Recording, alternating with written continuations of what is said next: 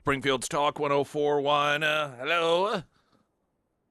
Hey, it is Wednesday, right? Today's Look Wednesday. at you. You got the date right Yeah, today. off to a great start this morning, Mm. everyone. We are on YouTube. You can watch us there, Springfield's Talk 1041. And yesterday was that Pam Bondi. I think Pam Bondi may have won back a bit of favor. Out of everyone in the Trump administration, Pam Bondi is the one that most Trump supporters have said, get rid of this gal. She off to a horrible, horrible first start with the American people when it came to the Epstein file stuff. Just almost inexplicable the way that she managed to essentially, in terms of messaging, allow Democrats to market the Epstein thing as if it's something damaging to Trump when they have been the ones hiding it all these years. The Biden administration did not do anything at all with it, kept all these Epstein files that now they're saying release them, release them, release them. No interest in releasing when Biden had them at all. And so for her to have managed to create an opening in which the Democrats have been able to turn it all on its head, obviously did not win her a lot of favor with a lot of Trump supporters. And I will say this for Democrats. It's really the only thing that they have been able to message in a somewhat successful manner. Fortunately, most people, well, from a political standpoint, fortunately, most people don't care about it. I don't know that that's a good thing culturally, but they really don't have anything else. It's why they keep talking about Epstein. Epstein files. But so Pam Bondi, that, and there have been a number of other things, and then when she talked about. Free speech isn't, or hate speech isn't free speech, and that's the language of the left. There were a number of pretty high profile conservative commentators, Trump supporters, saying she has got to go. Well, yesterday she probably won herself just a little bit of favor back in her testimony before the House Senate or one of the Senate committees. And honestly, I don't even know why she was there. I don't even know what the purpose of it was. I'm not sure. I'm sure one of these stories here will explain exactly the whole point of it. But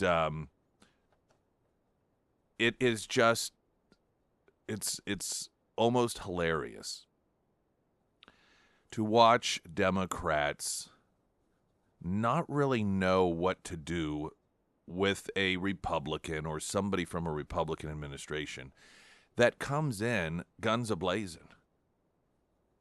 She's not the first one from this administration to do that. Kash Patel has done it. There have been others. But some of these Democrats have been U.S. senators longer than many of us have been alive. And I'm not talking about 12-year-olds out there. I'm talking about middle-aged people. These old, decrepit individuals have been in these career politician positions longer than some of us have been alive. Some adults, middle-aged adults. And in that time, there has always been this unspoken rule, and that is Democrats get to fight dirty, but Republicans have to just sit and take it. Republicans have to sit on their hands. Republicans have to bite their lip. Republicans have to be the dignified ones that are above all of it. And this is one of the reasons that Democrats just loathe Donald Trump, because he changed the rules. He said, no, that's not how this is going to work. You don't get to handicap the Republicans or expect the Republicans to handicap themselves, as they have done. It was a great frustration prior to Trump, I know, for a lot of us, because I would hear, the complaining by Republicans of the double standards. But Republicans allowed the double standards to exist. They weren't forced into the double standards. They chose. to be the polite ones. They chose to not fight back. They chose to, quite frankly, force even their supporters to take the insults, to take the false stereotypes, to take the lies. This is where Trump became such a hero to so many Republican voters. Republicans, their adult lives growing up, you just got to understand you're going to be called a racist. That's just the way it is. You're going to be accused of hating the poor. You're going to be accused of being a science denier. You're going to be called homophobic. You're going to be called all that. That's just how it is. That's your lot in life as a Republican. And then Trump came along and was like, no, don't think so. I think the Republican Party really fails to recognize what an impact that has. And that really is part of that relationship. I equate it to, I think about high school and the kids in high school that, the audio video club, or the kids that aren't necessarily that cool, and they just have to take it. Every day they have to walk down that senior hall, or every day they have to walk through those hallways in which you got the cocky quarterback of the football team and the elite popular kids, and they make fun of them and shove them in the locker and knock their books out of there. And it's like, what are you going to do? That's just your position in life. And then all of a sudden one day the new kid shows up who's got an attitude, lives with his dad because his mom dies and his dad's an alcoholic and they don't have a good relationship. He's pretty much raised himself, and he smokes and he's got the leather jacket and he because of the way he was raised, he has this empathy towards those that are bullied, and so on day one he steps in when he sees the elites, the untouchables, and knocking the books out of the arms of the audio video nerds, are the club, and he's like, no, I'm not gonna. You don't have to take this. That bond that's created there. Oh my gosh, this guy! Who is this guy? He's so awesome. He's so cool. He's stepping in and he's looking out for us. And I mean, it's just like this gratification that's indescribable. And that is a part of that bond that Trump has with his voters, because Republicans had always been told by the Mitt Romneys and the John McCains. I mean, you remember John McCain when he's running for president? And he was being introduced, I believe it was by Gallagher, the talk show host. Well, heck, I think that's who at the top of the news talking about endorsing in the New York primary for mayor, Mike Gallagher. And Mike Gallagher was introducing, I think it was Gallagher. Anyway, point being, somebody was introducing John McCain at a campaign rally, and this was when he was running against Obama, and the whomever it was introduced or was talking about Obama and referred to him as Barack Hussein Obama.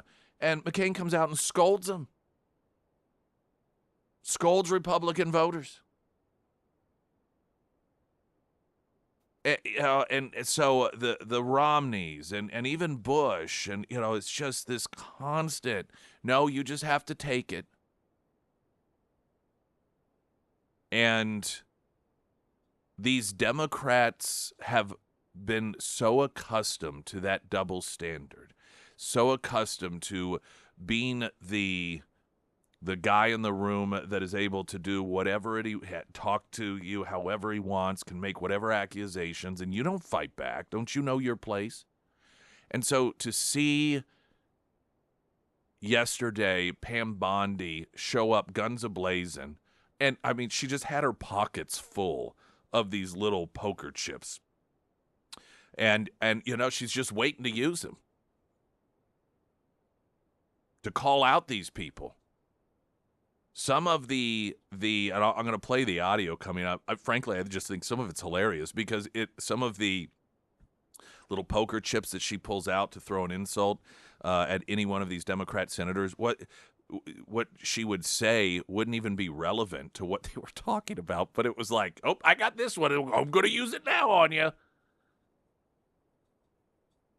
And they just really don't know how to handle it. They don't know how to deal with it. They're almost non-responsive to it to some degree, and it's such a satisfying thing for so many Americans to watch that playing field is level, and that millions and tens of millions of Americans, because of their political beliefs, are no longer, and they haven't been with Trump for some time, expected to be second-class citizens, expected to be second-tier citizens, and just put in our place and told this is just your lot in life. So we'll play some of that audio coming up. Plus, there is new information. I had mentioned yesterday towards the end of the show the news that was developing yesterday morning regarding Joe Biden's office blocking the CIA from distributing a report on Ukraine's recognition of Joe Biden's corruption and the family and money. And this was when he was vice president. And Biden's office told the CIA, yeah, we'd really rather you just kind of cover that up. And the CIA complied, of course. There's new revelations regarding some of the details of that. We'll talk about also coming up. Pyramid Roofing Company text line is 417-447 KSGF. I'm Nick Reed.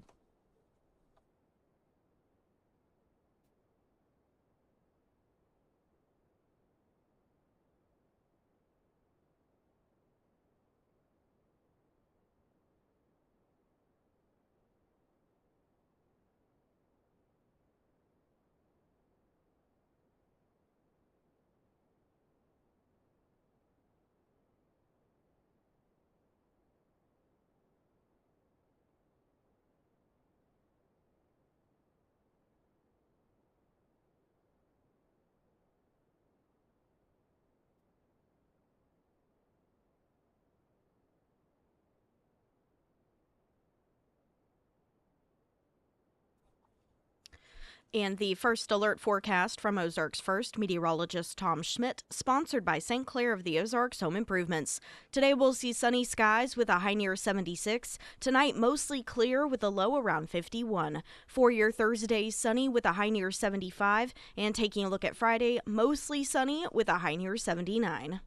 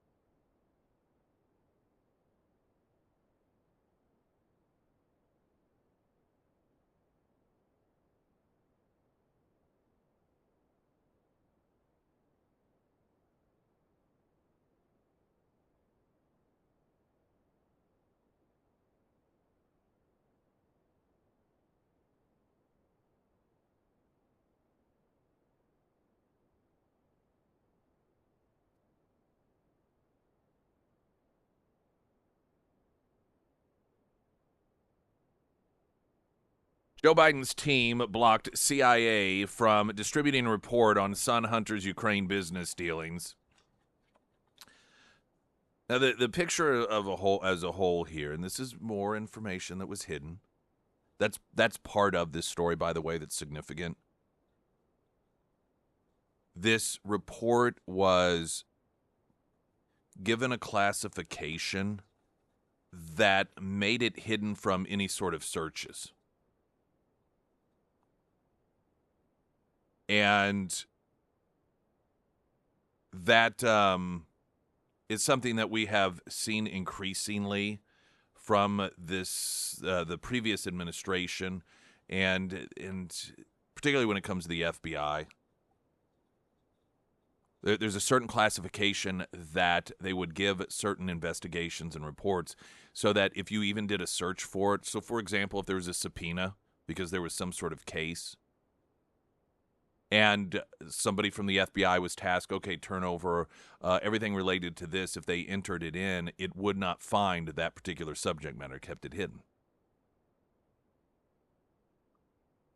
Ultimately, what the CIA found, and this was during the Obama administration, is that the Ukrainians were pretty much just shaking their heads and in disbelief that, one, Obama sent Biden over there in order to handle things after Putin's invasion of Ukraine, taking the Crimean Peninsula. That was Obama's big answer. Well, let Biden take care of this. And it became very clear to the Ukrainians that Biden and his son were so corrupt and compromised that it really impacted their view of the United States and dealing with the United States. And much of the damage that was done with the CIA deciding to cover up the concerns that the Ukrainians had is it put us at a disadvantage in dealing with Ukrainians because we didn't understand their perspective. These sorts of reports are oftentimes done and evaluated so we know how to deal with other countries. You know, you want to know, what do they think of us? What's their perspective? So you know how to come at them. And their belief that the Obama administration, by way of Joe Biden, was wholly corrupt and compromised was something presumably not known, at least to the degree that this report found by the folks from the United States dealing with Ukrainians, because it was hidden by the CIA on behalf of Joe Biden. And while exactly whom it was that made the decision to cover it up for Joe Biden, I suspect the reason this was done was on the off chance that Joe Biden would become president of the United States, so they would have dirt on him. Hence, control over the presidency. If you are a corrupt institution, CIA, FBI, DEI, or intelligence, whatever, there's no greater person you could hope for to occupy the White House than someone you have dirt on. I believe that's also why the FBI covered up and sat on so many of these investigations, particularly when it came to Hunter Biden, because it benefited that corrupt institution to have someone in the White House in which they had dirt, or for whom they had dirt. Because then you can get anything you want out of them. You can control them. Just the News reporting, then Vice President Joe Biden's team intervened in February of 2016 to prevent the CIA from disseminating an intelligence report to policymakers about the perception senior Ukrainian officials held about his son's business dealings, according to the newly classified memos. The request that the intelligence community withheld the report from others in the U.S. government by Biden's national security advisor was, quote, extremely rare and unusual, a senior CIA official told Just the News. Now, understand, this isn't the Obama administration asking that it be kept from the media.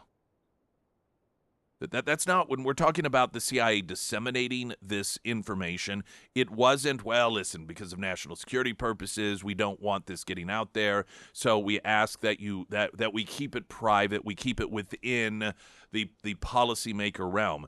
This was the CIA, apparently on behalf of the Biden office, the vice president's office, keeping it from policymakers. The vice presidential daily briefer told the CIA at the time, quote, "I just spoke with VP NSA and he would strongly prefer the report not be disseminated. Thanks for understanding." The report, reviewed by Just the News, compiled the reactions of senior Ukrainian government officials to the December 2015 visit of Vice President Biden to Kiev. In the aftermath of the country's maiden revolution and the Russian seizure of Crimea, Biden had been appointed President Barack Obama's point man to manage U.S. policy towards the fledgling pro-Western government. Can we just pause for a moment and just reflect on that?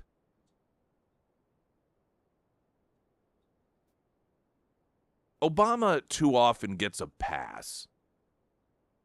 I don't think that anyone's arguing that history is going to paint Obama as this, in a positive way, transformative president, someone that made meaningful change in a positive way, whether it be domestically or for the world. But history is just going to, I think, and it already is, viewing him just sort of as being there. His election saying more about the American people and our willingness to embrace a person of color and so forth. But in terms of his presidency, he ultimately is getting a pass on all of the horrifically poor judgments that he made. You have these people criticize the way Trump is dealing with Russia invading Ukraine. What was Obama's solution? Put Biden on the job? Can you imagine the signal that sent to the Ukrainians? Here, they are invaded by a foreign country, Russia, which, by the way, they had just witnessed the Obama administration send Hillary Clinton over with that magical red button to reset relationships because Russia's wonderful and the mean old Republicans need to get past that Cold War mentality.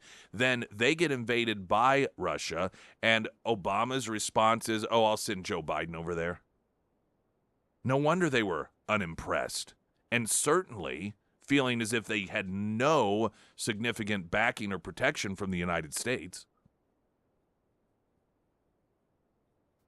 We're going to take a break and then get into what the report found regarding the corruption of Biden and what it's clear that they viewed the United States as just as corrupt as essentially Russia or any of these other countries, and that we in no way, shape, or form were, some sort of savior or beacon or guiding light of truth and honesty and justice, that we were just another corrupt nation that they had to deal with. Springfield's Talk 104.1, I'm Nick Reed.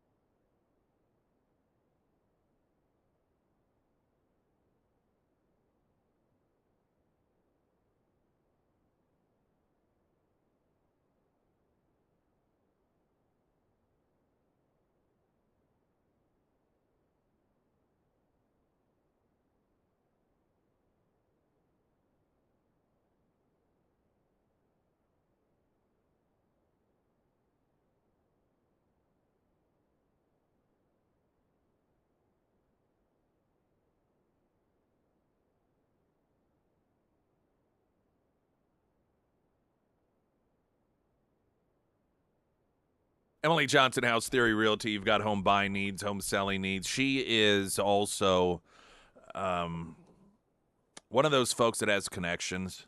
You may have known of these. I don't know. Maybe you're one of these people, but you know someone, and they always manage to sort of have the inside scoop. And it's like, how do you know? Well, I got a friend. I know someone. They just know everyone. Well, that's what Emily Johnson is.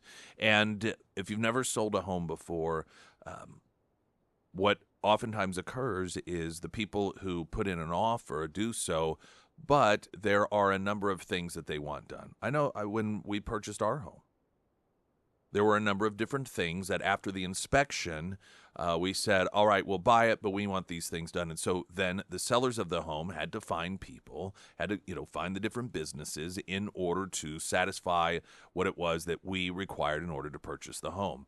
Well, a lot of, we may not, it's easy to get online. You can find the businesses, but which ones are good, which are reliable, who's not going to rip you off, who is going to rip you off. And when it comes to a lot of these upgrades and improvements, they may be in areas that you've never hired anyone before. So you just don't know. She knows all that stuff. She knows all those people. She knows who's good. She knows who's reliable. She knows who's honest because she does this every single day. That is something, if you think, well, I guess all realtors do. I'm telling you, you're not getting it like you do with Emily Johnson, House Theory Realty. When you could read reviews, there's some people like she even arranged for these things to get done for us. That's how amazing she is. Home buying, home selling, Emily Johnson, House Theory Realty.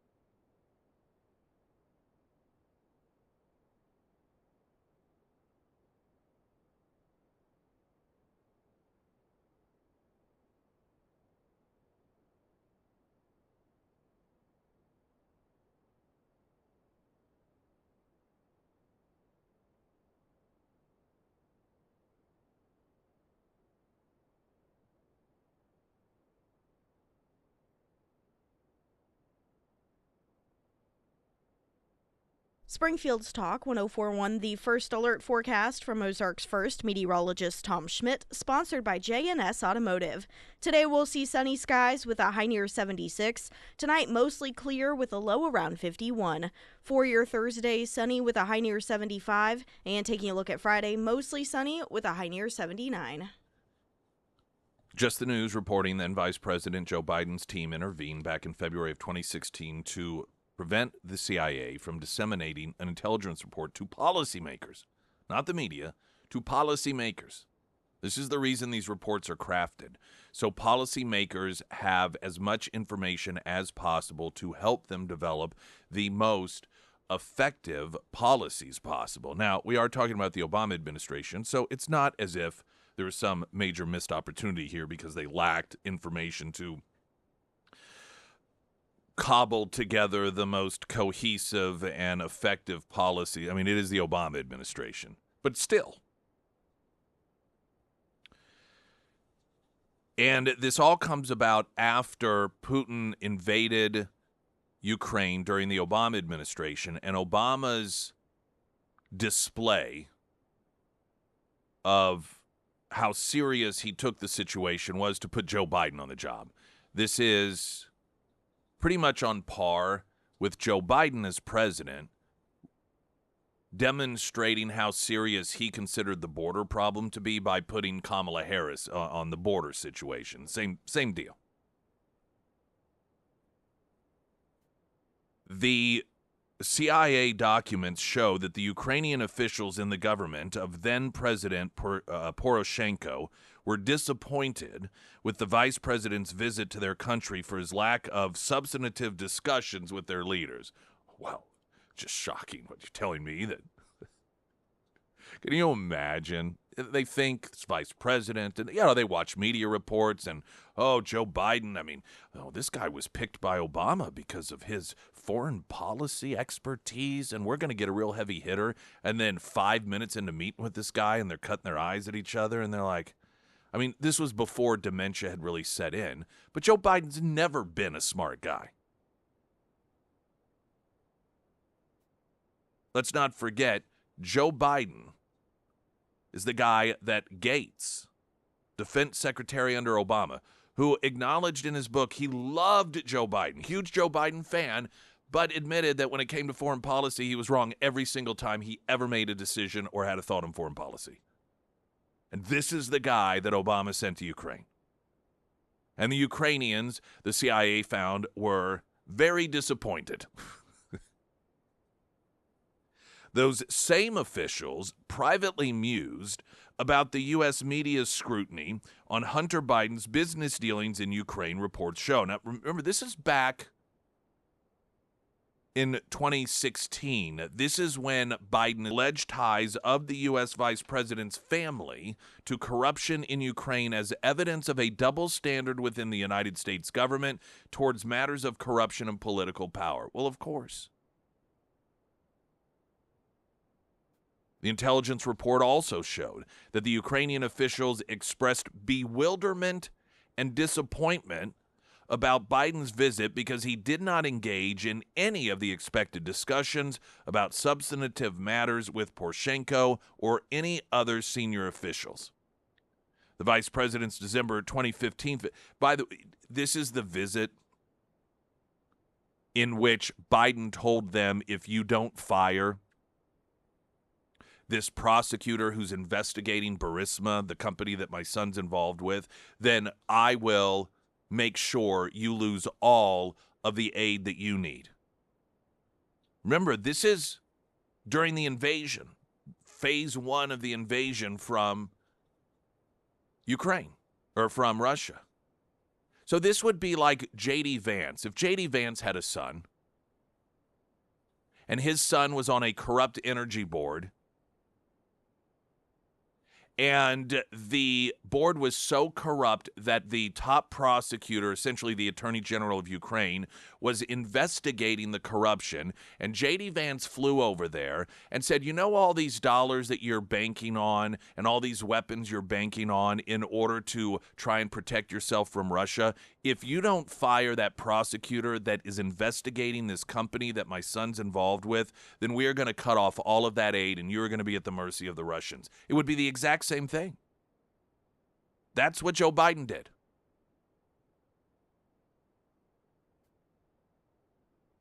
This is what the CIA helped cover up the concerns of the Ukrainians regarding. The vice president's December 25th visit to Kiev has been subject to much scrutiny surrounding Hunter Biden's business dealings with the Ukrainian energy company Burisma. It was on that trip that Biden decided to alter U.S. policy. This is another thing, by the way. This wasn't the policy of the Obama. See, I think that Biden kind of sandbagged the Obama administration because the Obama administration their official policy was that the Ukrainians were doing wonderful at cleaning up corruption. These dollars were contingent upon that. In fact, they had given glowing reviews to that top prosecutor for the work he was doing. And then Biden goes over there and starts publicly trashing on the guy and demands that they fire him. And it really boxed the Obama administration into a corner. It was at that meeting that Biden threatened to withhold substantial U.S. loans if they didn't, fire the guy.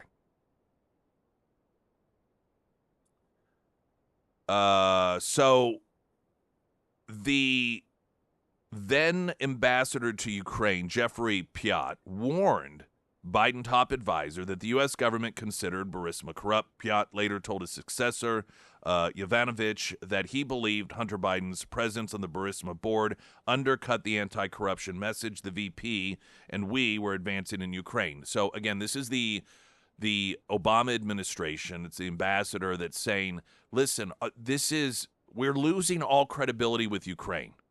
We're over there lecturing them about cleaning up corruption. Meanwhile, it is transparently clear we are the corrupt ones.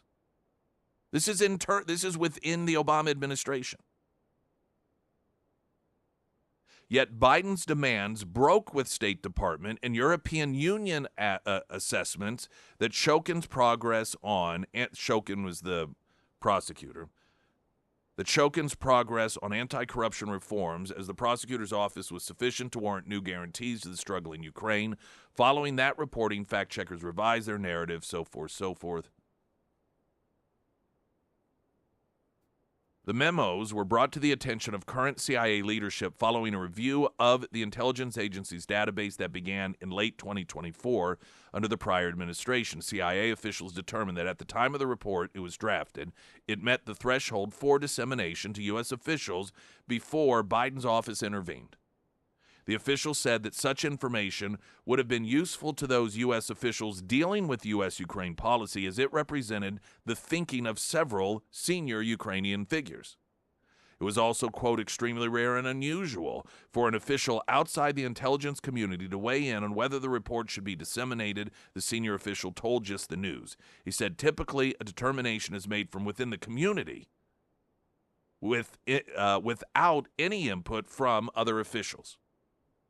Additionally, the document provides no indication about how the vice president's office was made aware of the intelligence report before it intervened with the CIA. And so that's a whole nother potential level of corruption. Did you have somebody within the CIA that was giving Biden a heads up? Hey, listen, the CIA is on to the fact that the Ukrainians are on to the fact that you're corrupt and that you're shaking them down and using your position as vice president to do it. Or was there somebody within the Ukrainian government that, or Burisma, a benefactor of Biden's corruption during the Obama years that was aware of this and they tipped Biden off? This would be very interesting to, it's not going to make any difference.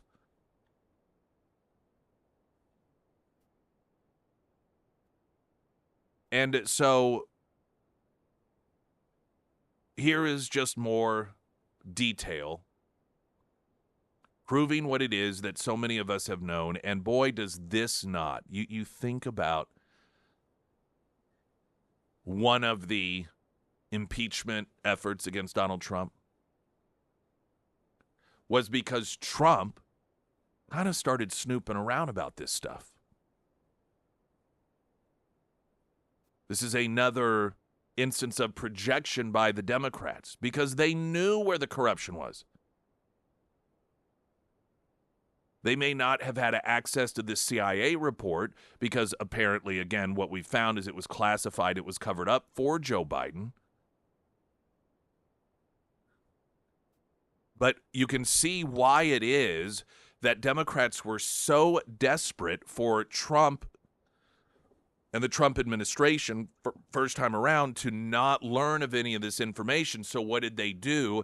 The moment that he began having conversations with Zelensky about all of this stuff and figuring out what happened, who did what, you had Democrats start screaming impeachment. And it was clearly done in order to get him to back off, to get Republicans to get Trump to back off, saying this characterizing Trump as somehow being the corrupt one. This Democrat Party is just so vile. It is so corrupt culturally in Washington, D.C. I mean, words cannot describe the depth of unethical, immoral, corrupt behavior and embracing of such behavior by this party at every turn.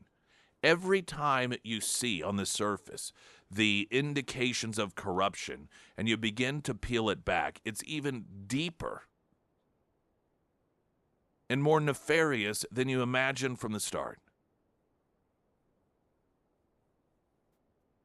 Let's get a traffic update this morning. Springfield's Talk 104.1. I'm Nick Reed.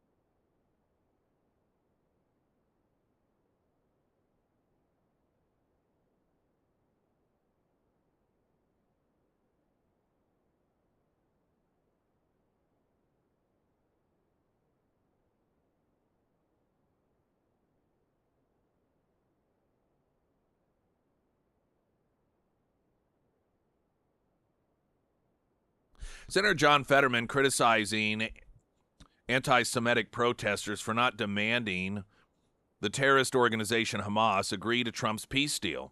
Several social media posts over the past few days, Fetterman's made it clear he supports Israel, wants there to be peace in the region.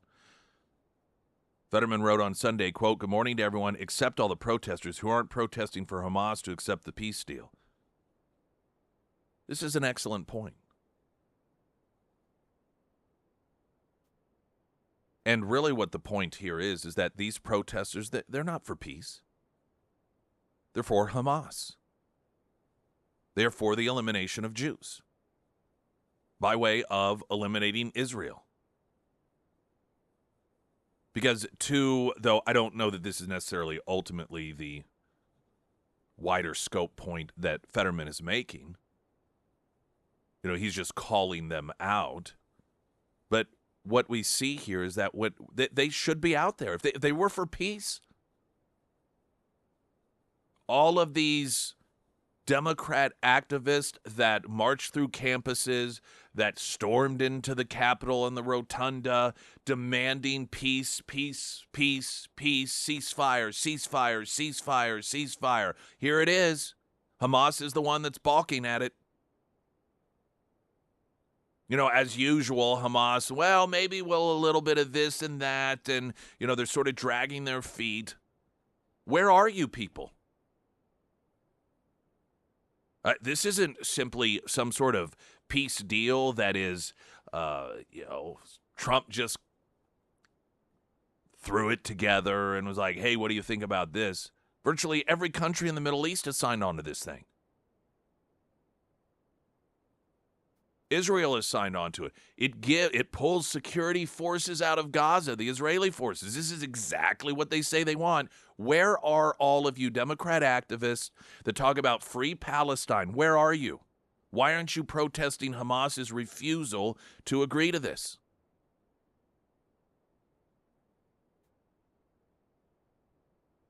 And I think there's a couple categories of individuals. Some of you are dupes and fools who are simply wait to be told when to go out and what to say and what to protest, not realizing that they are activating you to support Hamas. And the reason you're not being activated to go out is because this is not pro-Hamas. And then there is what I think is the majority of these individuals. They're anti-Semitic, left-wing Democrat activists that masquerade their desires to finish what Hitler started by pretending they're for peace. And so they run around with ceasefire banners and poorly made posters, and we see some of it here in the Free Palestine, these, nut jobs. They're always on, it seems like, South Campbell or Republic Road in front of the VA.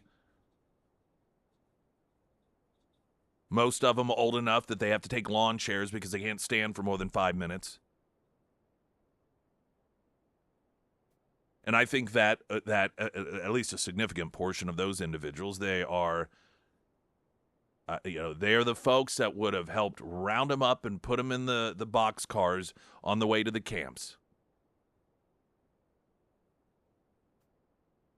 Because if they really, truly were for a ceasefire, they'd be out there protesting and demanding that Hamas accept this deal. But they're not. So they are unmasking themselves. We know who you really are. And Fetterman, once again, demonstrating that he apparently is the only Democrat in the Senate, that has an honest bone in his body. Because he's calling them out. And he's also the only one that's demonstrating he actually does want a ceasefire. Because he's the one Democrat out there saying, here it is. Here's the deal. Hamas, are you going to take it? Why aren't you taking it? Where are his Democrat colleagues? Nowhere to be found. Traffic update. I'm Nick Reed.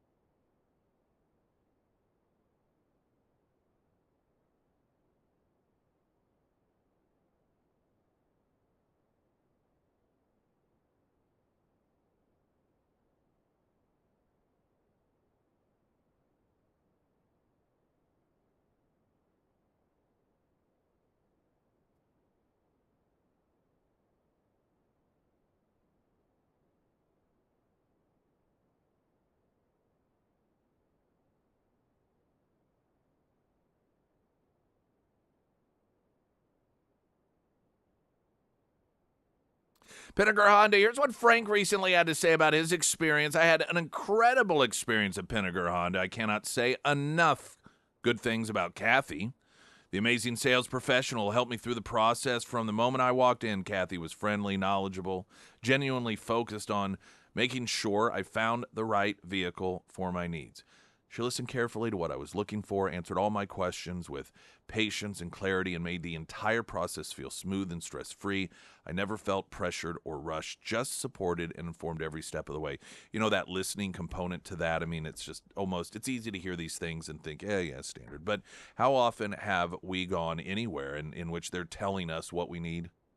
You know, you go to make a purchase and they're like, you know, you got to have this. Oh, you didn't know. You got to have this. You got to have that. And while it is important to be informed about a lot of the, aspects of vehicles, particularly with new technology that we may not be aware of, to hear, and that's not uncommon, what it is that Frank there had to say about his experience with Kathy at Pinnaker Honda, that they are interested. What are you looking for? What are your needs? You know, what's your fan? What are you going to use it for? So that they can, after listening, best get you into the vehicle that is what you want and what you need. You don't find that everywhere, but you do at Pinnaker Honda. News in 60 seconds.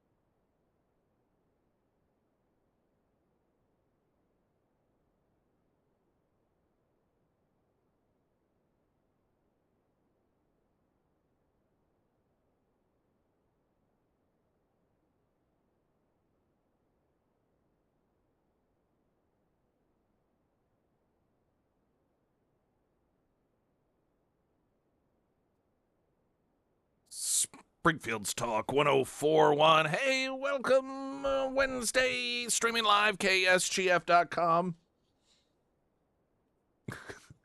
I love that this has become a news story because, like a lot of things, it starts off just somebody puts something on the internet, and then there is an internet fight over it, and then it becomes a news story. And the concept of that becoming news in that way, I don't like. I find it just a signal of how degraded what is considered news today has become. But sometimes it works out in a way that really exposes the left for who they are. And so there's an article, J.D. Vance and Gavin Newsom's high school photos go viral and stir a fierce comparison debate. Have you seen any of this stuff? So someone who clearly is a Gavin Newsom fan posted a side-by-side photos of Gavin Newsom in high school and J.D. Vance in high school, and it has Chad Newsom greater than Chud Vance. Now, this is slang. Chad is stereotypical alpha male, admired, and Gavin Newsom, he's the cool. He looks just kind of like a younger version of what he is today. And then a chud describes someone according to the Urban Dictionary, right-wing political views. And he looks, J.D. Vance in his high school photo looks like the sort of kid that would be picked on. And my first thought is this is the level of desperation that Democrats have gotten to, or Gavin Newsom supporters. They have to go back to his high school photo in order to try to find anything that they can claim he, quote, beats J.D. Vance at. It reminds me of, there was an episode of King of Queens. I mean, there's all sorts of variations of this, and Doug Heffernan's delivering a package to his old high school, and Burt Reynolds plays the football coach, and he was also the football coach when Doug Heffernan was there, and so they have a reunion, and Burt Reynolds introduces him to the other football players, and they're like, "Oh, awesome! It's great to meet you." And Burt Reynolds is really bragging about him, and he's all of a sudden, Doug Heffernan, who's this overweight package delivery guy, is feeling real good about himself, and so he starts finding reasons to go back to the high school all the time because he's going back to his glory days, and it's that sort of thing that, I don't know, that comes up in my mind. Or the guy who he peaked in high school, and it went downhill after that. And so anything and everything that can be connected to high school and those memories of high school just can't move past it. And then you look at J.D. Vance, who, didn't have the advantages of Gavin Newsom. The rich, privileged, sleek-looking guy. Instead, he was the dumpy, nerdy-looking guy that was raised in horrific conditions, yet managed to enlist, become a Marine, and self-established, educationally, becomes vice president of the United States, of course, a U.S. senator. And we're really going to compare those two? I mean, all day long. And it's on one hand, it's sad that is the area in which some Democrats think, oh, we got them now. Look at their pictures in high school. Okay. Is this really how it is that Democrats are now wanting to pick leaders of the free world, is going to their high school photos? Is that the greatest thing? That's the peak of Gavin Newsom? Now, the reason they're, of course, comparing it to J.D. Vance is because they feel that Gavin Newsom, as the odds are in his favor to be the Democrat nominee, because, of course, he has completely run California into the ground, and failure is the number one success for Democrats, so it makes sense that they would give him the nomination. And J.D. Vance, they see, because he's vice president of the United States, that he is going to be the one who has the Republican nominee. And so this is the one thing that they seemingly are able to hang their hat up, because it certainly isn't results. It isn't any merit. Some of the comments, of course, are hilarious. One posting, one of these was born with a silver spoon in his mouth and played sports. The other, born from a working class family, went to earn the title of United States Marine. They are not the same. And, some just pointed to the fact that you probably shouldn't mock people because of their looks, particularly if you're a Democrat, I'd say.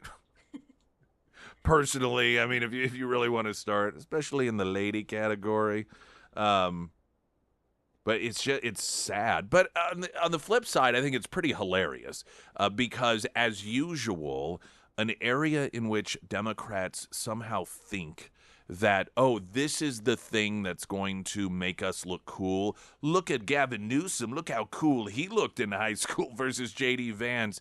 And they are so detached from reality and what's important in life that they don't realize how bad that makes them look. Gavin Newsom virtually today, just visually speaking, there was no glow up. He looks exactly like he did in high school, except for older. J.D. Vance, on the other hand, is the example of glow up. He's the personification, not just in terms of looks, but his career, the things that he's done with his life. Which of those two, if you just completely rip out the political component to things, which of those two would you want to be a role model for your child? Someone who was born with a silver spoon in his mouth, spoiled, had everything handed to him, and he drives those things into the ground, including being the governor of California, or somebody like J.D. Vance, who came from what many would consider to be less than nothing, and on his own merits has made his way to the vice presidency. It's the literal American dream. I know, it is. And isn't it, the left, they always love to go on, gripe about nepotism and the privileged, and that's right. And Gavin Newsom is that. He's just he is the everything that the left claims that they hate about this country. And yet they embrace him. The rich, privileged, elite white guy. Meanwhile, the individual who had everything going against him, the downtrodden, the sort of individual that the left claim that they're the great champions of, can't stand the guy. I mean, it's standard. I don't think there is a single thing about the left-wing perspective that is authentic or honest. Anything. Coming up, want to play audio. Pam Bondi, guns a-blazing yesterday. I mean, just sort of satisfying to watch, to listen to, as she brought all the receipts, if you will, regarding the depraved nature of some of these Democrats. And I mean, she has that, how dare you? And I think she even says, how dare you, once to one of the, how dare you whenever you this, something that, frankly, in many instances has no connection whatsoever to the subject matter. But she's like, I'm bringing it and I'm throwing that grenade anyway. Some of that audio coming up. I'm Nick Reed. Latest news update.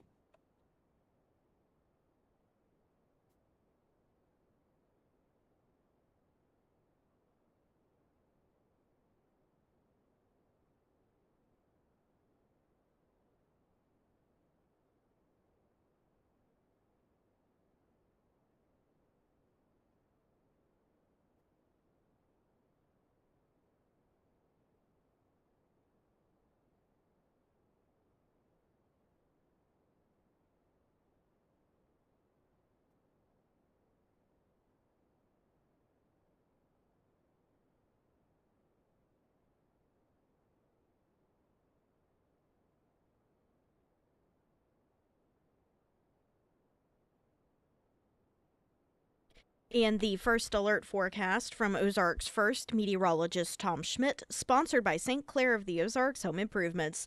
Today we'll see sunny skies with a high near 76. Tonight mostly clear with a low around 51. For your Thursday, sunny with a high near 75. And taking a look at Friday, mostly sunny with a high near 79.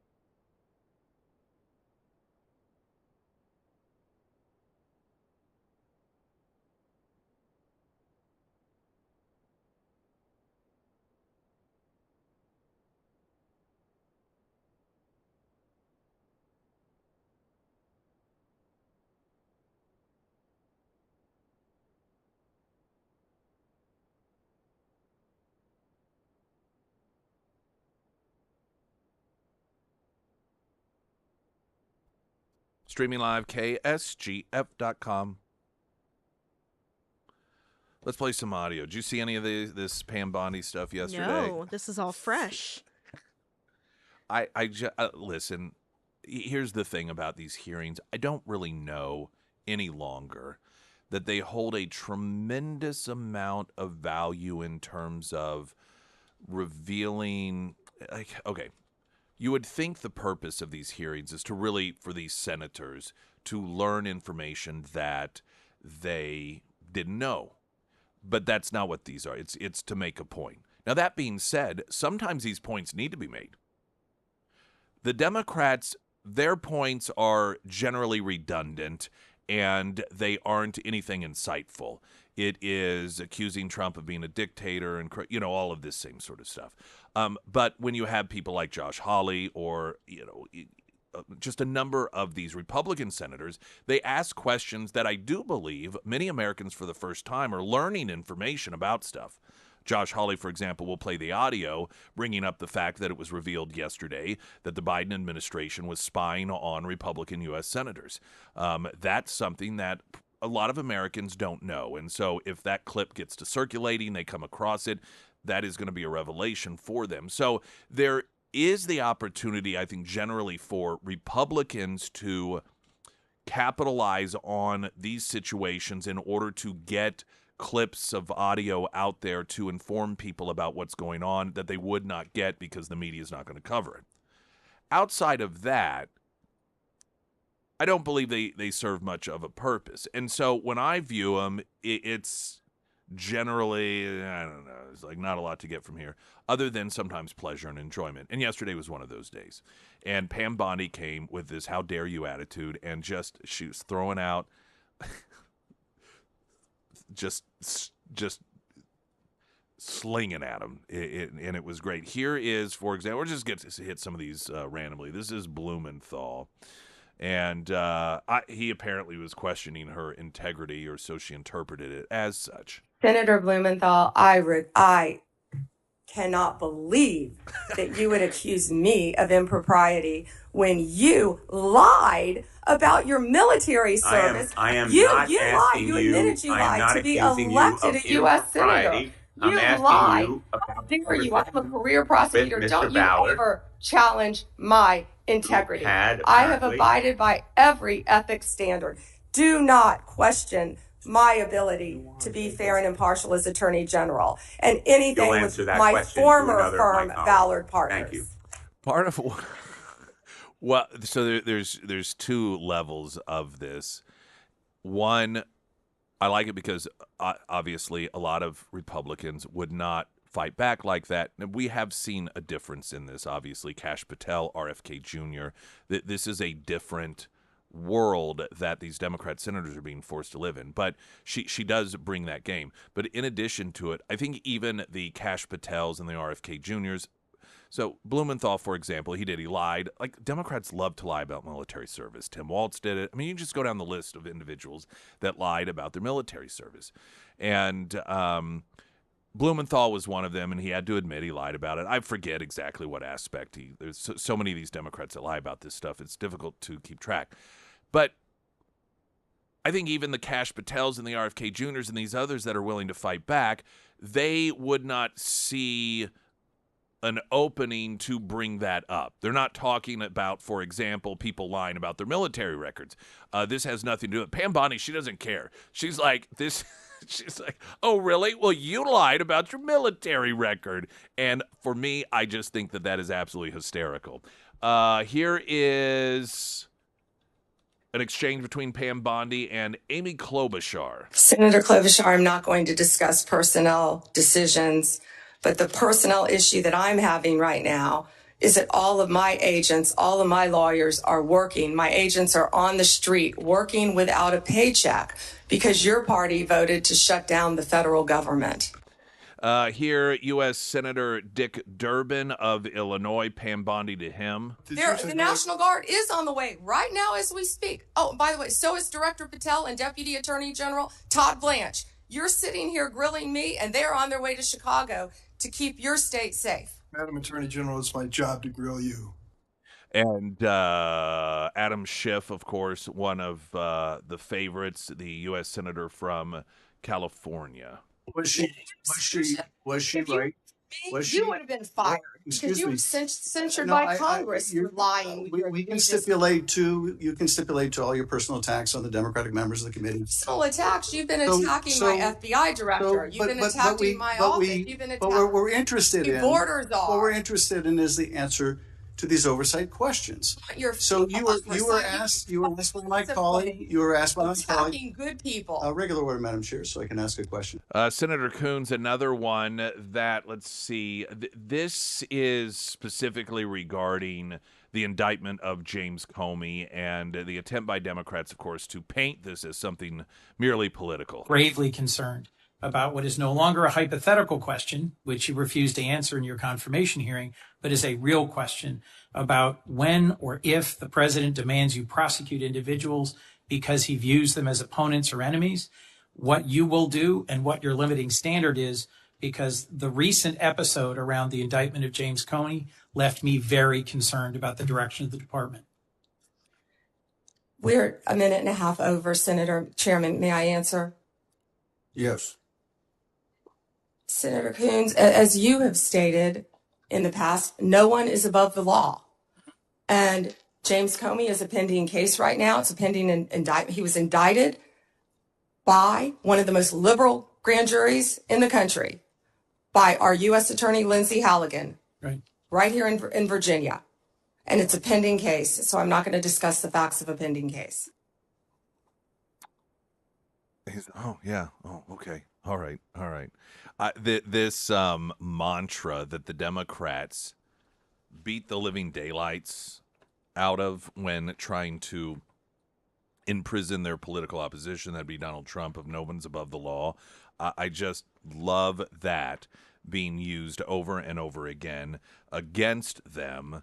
And you know, as they try to paint James Comey or these other individuals as somehow untouchable because Donald Trump doesn't like them, that means that they should not be held accountable, that they should be above the law, and just bringing back that phrase, hey, like you said, no one is above the law. Speaking of Comey, he is set to be arraigned in a Virginia court this morning, I believe 10 a.m. Eastern time, so of course that would be 9 a.m. Central. He is expected to plead not guilty after he has maintained his innocence in a video message shortly after the indictment came down last week. How sad for him. I mean, this is he gets indicted. He doesn't even have time to enjoy Taylor Swift's new album dropping. That's right. Poor guy has it rough. Senator Padilla. Now, Senator Padilla, you may recall, or perhaps you don't, is the U.S. Senator from California. He was the U.S. Senator, or is the U.S. Senator. No one really knew existed until he tried to essentially bum rush Kristi Noem at that press conference, you may recall, and he had to be arrested because she was holding a closed press conference, and he just ran in there and started screaming and yelling at her and, was asked to leave, and he didn't do so, so he had to be arrested. And he was asking questions of Pam Bondi yesterday, one of which was regarding Comey's indictment. Gravely concerned about what is no longer a hypothetical question, which you refused to answer in your confirmation hearing, but is a real question about when or if the president demands you prosecute. All right, actually, that's Coons.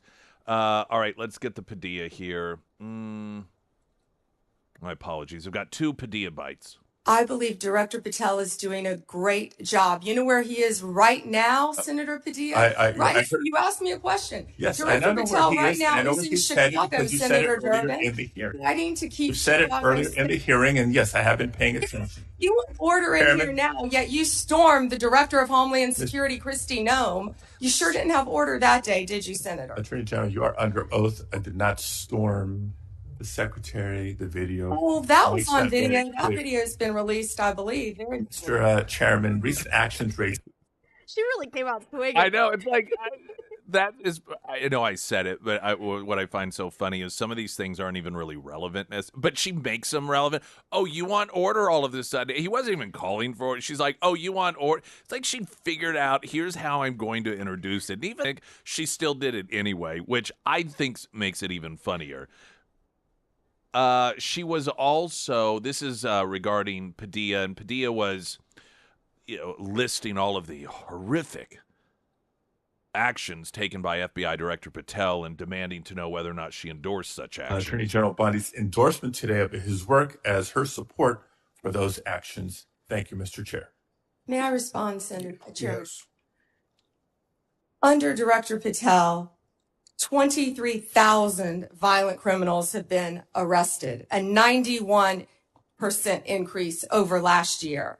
More than 1,500 child predators have been arrested. We are making cases in your jurisdiction constantly in California, and I wish you would care about those cases. We have disrupted 1,600 gangs and criminal enterprises, 1,600 gangs within this country, thanks to Director Patel and the great men and women of the FBI. Oh, she of course makes some excellent points here, but getting past the back and forth and the humor in all of this, the notation that I wish that you loved the people that you're supposed to represent as much as you hate Trump. You think about those figures that she's given, those statistics. And this is work that they have been able to do in less than a year. And even when we think, well, Trump got elected, in fact, but you think of how long has Patel even been director of FBI? And then clearly you've got some infighting. You have some of the elites within the FBI, they're going to fight against you. So, you've got to clean all of that mess up. And it's not exactly like a turnkey operation for somebody like Patel to come in. And he still has managed to make monumental, meaningful arrests, not just of individuals, but gangs. And it's a combination of, on one hand, this is a guy that is demonstrating the effectiveness as director of FBI. But honestly, at the same time, and not to take credit from him because he deserves it, this tells me that some of this really is almost low-hanging fruit, so, which makes it an even greater sin of the previous administration. That they are able to so easily and so quickly, with such volume, take down some of these criminal enterprises, tells me the previous administration could have easily done it. But they were too busy running around trying to imprison Donald Trump. They were too busy running around trying to imprison alternate electors in states like Wisconsin and too busy trying to put in prison attorneys for Donald Trump in states like Georgia. They're too busy tracking, apparently, U.S. senators, monitoring and spying on them by tapping their phone calls. We're going to have audio with Josh Hawley and Pam Bondi on that coming up. They were too busy trying to infiltrate the Catholic Church. They were too busy monitoring and stalking parents who showed up at school board meetings, using the Patriot Act in order to do so. That was their priority. Not to mention sending entire SWAT teams all across this country in order to capture people, many of which were only charged with a misdemeanor because they walked into the Capitol without a permit to parade. This is the difference. This is you take the politics out of it. You take the left versus right, the Trump versus this and that. You just look at the actual results and the actual priorities. And the previous administration, it was all about targeting people who were considered political opposition. While this administration is taking down human traffickers, taking down child rapists, taking down gangs and cartels. In fact, this story, an exclusive from yesterday afternoon, last night, federal and local law enforcement officers arrested, so this is federal, and of course they're looping in local because of the jurisdiction,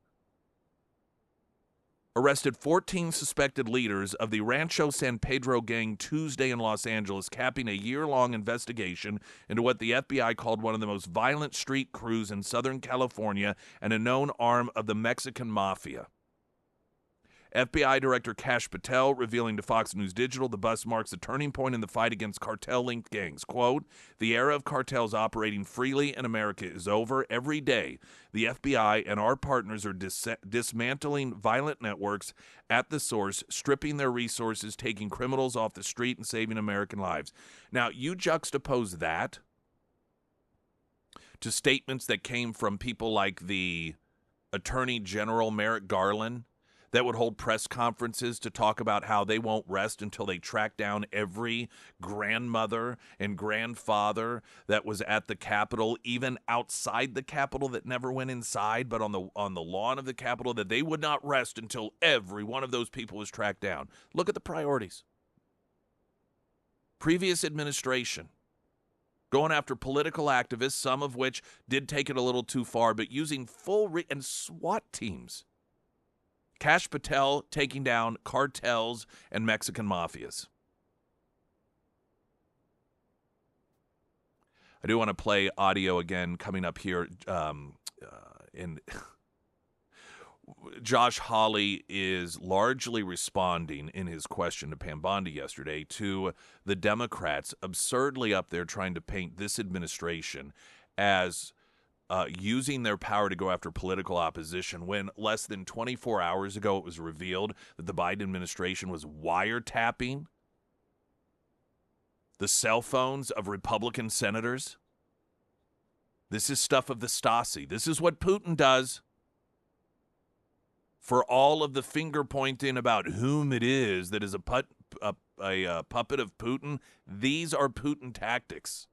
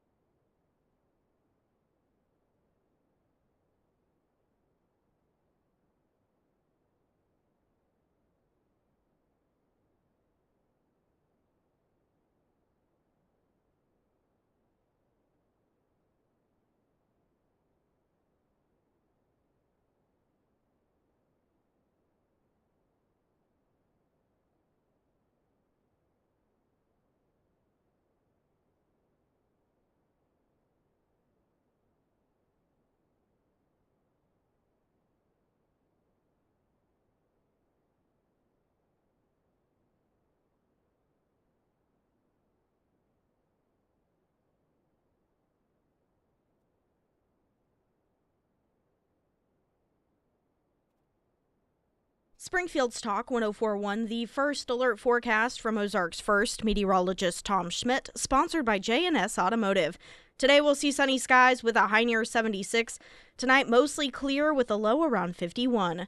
For your Thursday, sunny with a high near 75.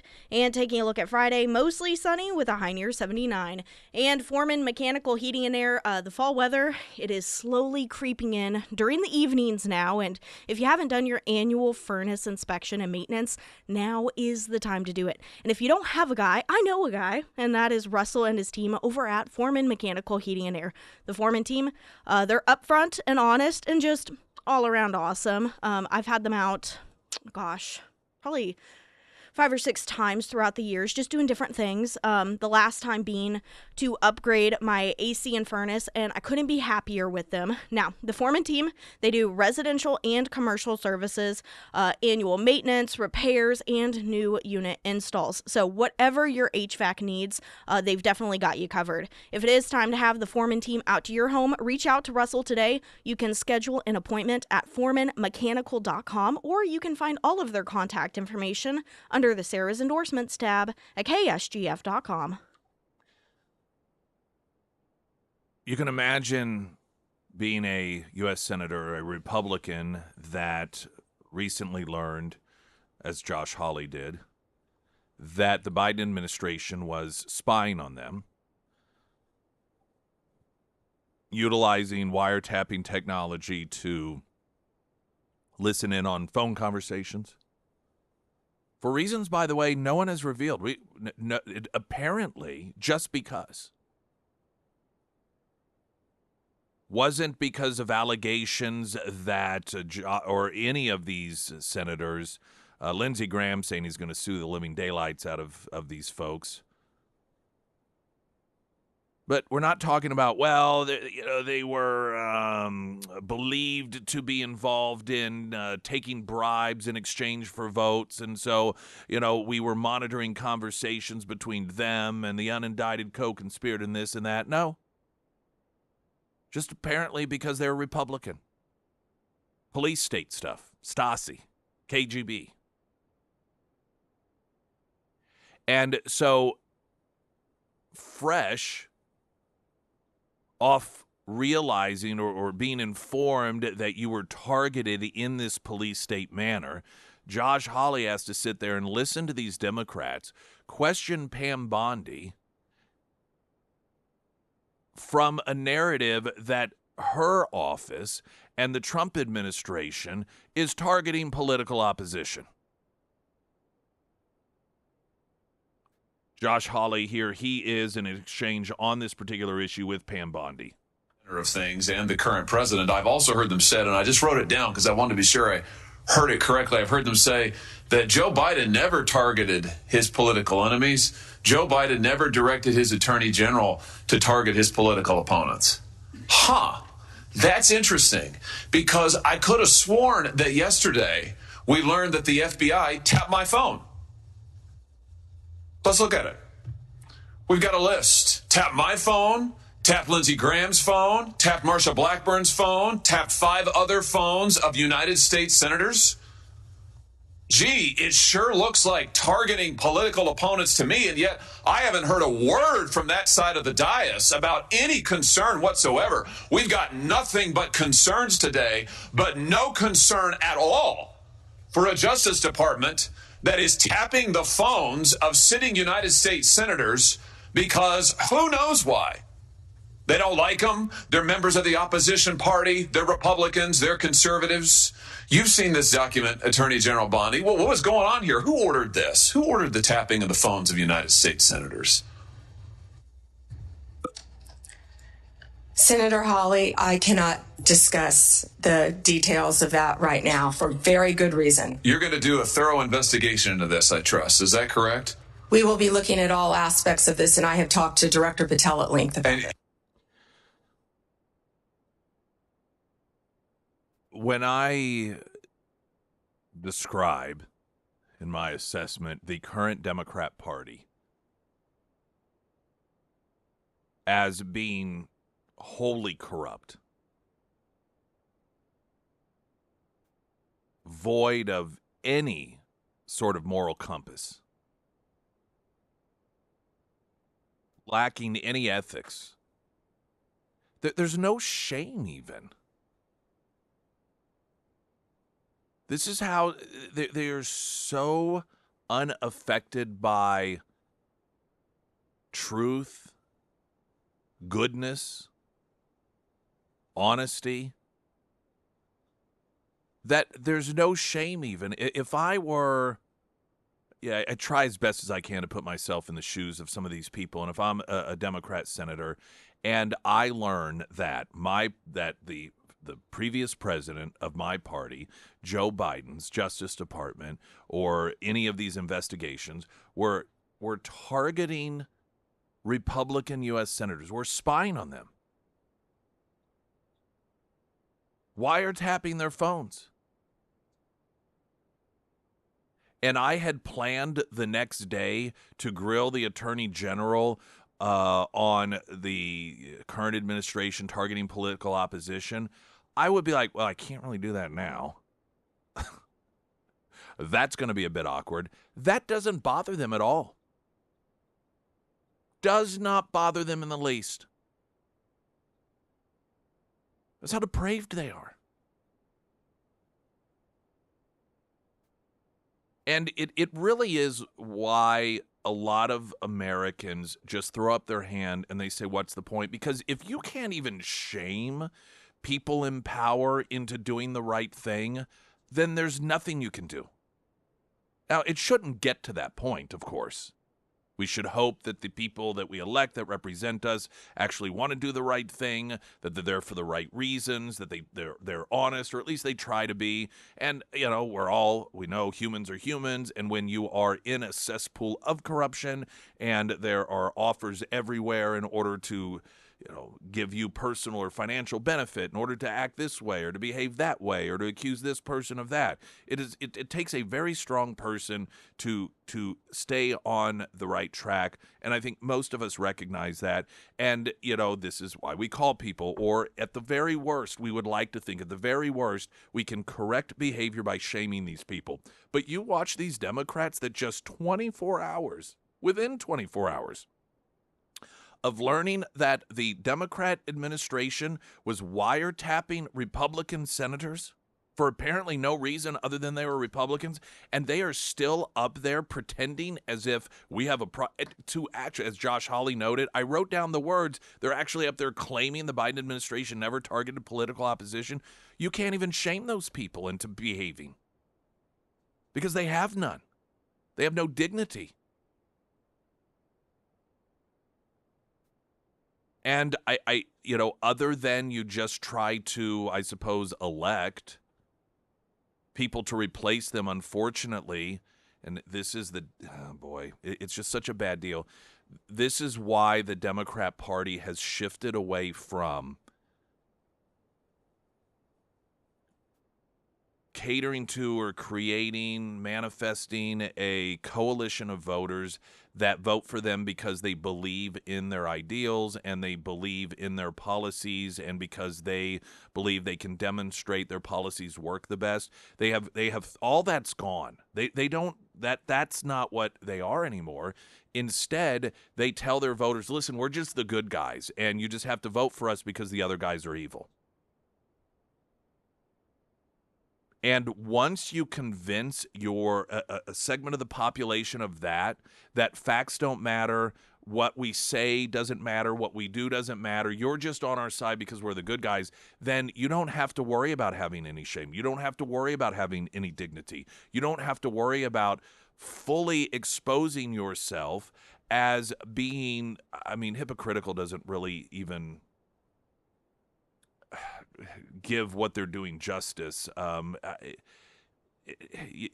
so this is what they become. And so sadly, many of them retain power because they live in states in which a majority of the voters have decided that's who they are, and that they don't care about quality of life, they don't care about crime, they don't care about income gaps, they don't care about, now they may talk about those things as a way to try to demonize the political opposition, but ultimately, when it comes to the results, these things don't matter to them. Makes no difference whatsoever. And how you overcome that, I don't know. This is why, and to get too wonkish, I guess, on you to some degree, the founders recognized if the American people are not a faithful people, a good moral people, a good God-fearing people, this thing isn't going to work. And I think we're seeing what they knew. What they recognized as necessary for a healthy and fair and honest republic to exist, you have to have a significant portion of the population or a majority of the population that are good people, that are moral people. Because if not, none of this stuff matters. The rules don't matter. The Constitution doesn't matter because they won't abide by it. They won't care. And this is what we're seeing in the Democrat Party today. It isn't rhetorical when I say if I right now had one wish, it would be that there would be another party, a separate, significant party in existence for people who really genuinely hold Democrat beliefs in terms of bigger government and so forth, and government being the answer for things, that wasn't so depraved, that wasn't advocating and supporting violence and political assassinations and imprisoning political opposition. Because the problem we have here is that people who don't believe in the policies of the Republican Party, right now they only have one other choice other than not voting. And some people just feel that they have to vote, even if there aren't any good choices in their minds. And if they don't like Republicans and they've been lifelong Democrats, they're going to default to vote for that. And the fact that there is not an alternative for those individuals is not good for this country. Going to get a traffic update. Springfield's Talk 104.1. I'm Nick Reed.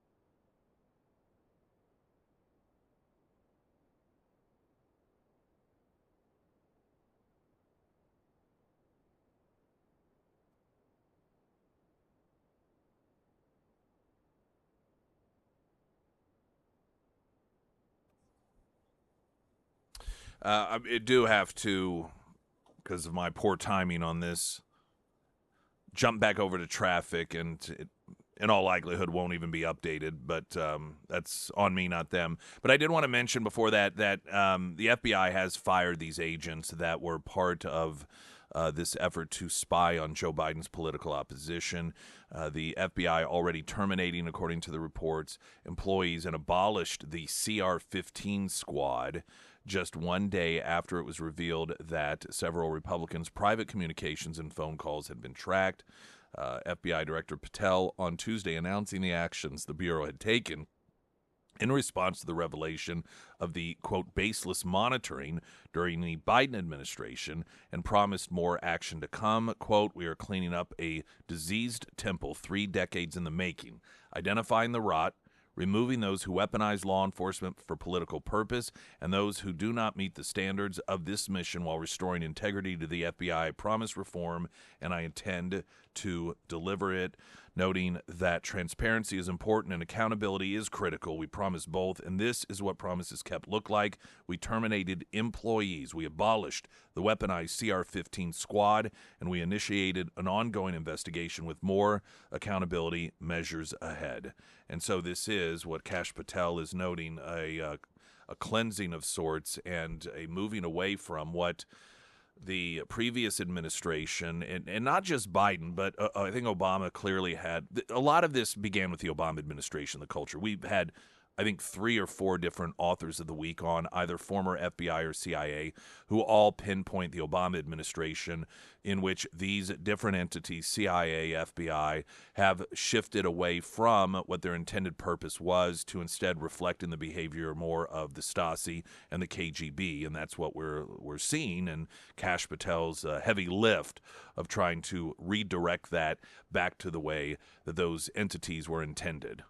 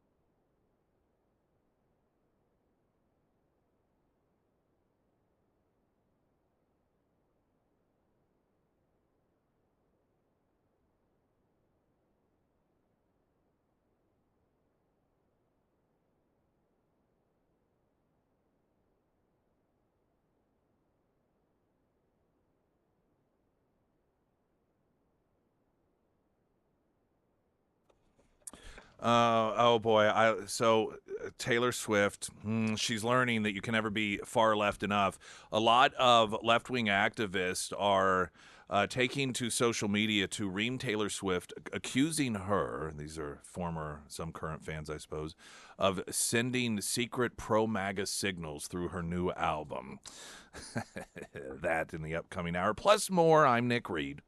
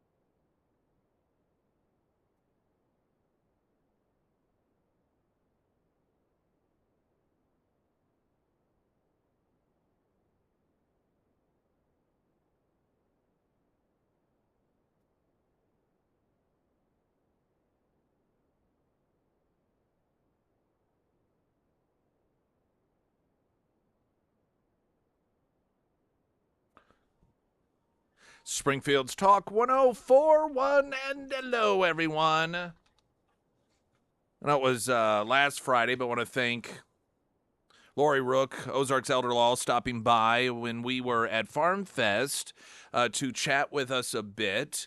Ozarks Elder Law with 10 area locations. They help guide, navigate, and prepare you. Everything from just the straight-up traditional will to things that may perhaps be more complicated, like how to pay for nursing homes, power of attorney. You know, what happens if you have power of attorney or even medical power of attorney over someone, let's say special needs, and something happens to you? Are you prepared? Do you, if you're just assuming, well, my sister, brother, clearly they're the aunt or uncle, and they'll take care. That's not how it works. If you haven't prepared, government's going to take in and make those decisions. She, of course, was out there at Farm Fest because of helping people save family farms. Too often people sell off the family farm because they're told that the payment for nursing homes is something that won't be covered by Medicaid or Medicare because you have too many assets. And so got to sell off that family farm. And people don't realize that there are other options. This is where she can help protect you. So any and all of that. And if you don't know what it is, is there anything I need to be concerned about in my state of life? You may be single and you're like, I don't even have any family. I don't know. Maybe you don't need, but here's the thing. Consultation's free, courtesy. So reach out. You can find them and the contact info, Ozarks Elder Law, of course, right here in Springfield, but outside of Springfield, 9 other offices. And get that consultation. It doesn't cost you a thing in the world. Then you can find out. Peace of mind. OzarksElderLaw.com. Nick's endorsements, KSGF.com. There is an article, I'm sure there's more than one. This one titled, Is Taylor Swift's album really full of white supremacy and homophobia, or has everyone lost their minds? And this is about a left-wingers who have taken to social media to break down the lyrics and insist that Taylor Swift has switched to the dark side and that she is secretly sending pro-MAGA messages and homophobic messages and white supremacy messages, just like everything in the world that is wrong with America, everything in the world that is wrong with Trump supporters. Taylor Swift is not only now completely part of, but she's promoting it, trying to use her album to convert people over to the evil Trump MAGA white supremacy side. At the same time, there are some people that are, it's not nearly to the same degree, but have noticed that many of her lyrics are not lyrics that they would want their children to hear, that they feel they are overly sexualized, and it's just not the same. It certainly isn't gangsta rap language necessarily, but where once upon a time parents felt that they could easily listen to Taylor Swift with their 10, 12-year-olds in the car, and they didn't have to worry about it because it's good, wholesome stuff, to all of a sudden she's writing lyrics about, somewhat graphically sexual encounters and so forth. And, hey, when it comes to that, Taylor Swift, she can do what she wants. Nobody said she has to be family friendly. I think it's kind of a shame, personally, for an individual that has probably been the single largest artist draw for young people to not have to worry about lyrics that are inappropriate for children, to decide to sort of take that away. But it's her right to do so. But I do want to talk about the left-wing stuff because I know I shouldn't feel this way, but part of me, just being honest, is this is what you get. I mean, what these people, the thing about people on the left is they are always looking to attack. They are constantly on the lookout. Who can we destroy next? And this is the big secret that's not really a secret if you know what's going on. People on the left are not immune. they will turn as quickly and as viciously on somebody that is on the left just as quickly as they will anyone else. In fact, oftentimes with a greater degree of venom because it's one of their own that should know better. I've seen this clip a couple of different times from somebody that I guess he's a stand-up comedian. I don't know who he is. And he was doing this short little, it's just like, I don't know, a 40-second clip. But part of his bit is how the thing about people on the left is that you're never far enough to the left. There is always someone that will claim that you are a traitor because you are not far enough to the left on this issue or that issue. So, for example, if you are fully on board with teenagers, 12 and up getting sex change operations, but, under the age of 12, that's a little too far. There will be someone that says you are a traitor and you are a white supremacist because you don't support 8-year-olds getting. That's the thing about the left. You can never be radical enough. There will always be someone or some organization that says that you are the enemy. There's no measured response. It isn't, well, we agree on 80% of things, so, hey, let's join together, and at least 80% of this stuff we can work on together. If there is a hint, 0.1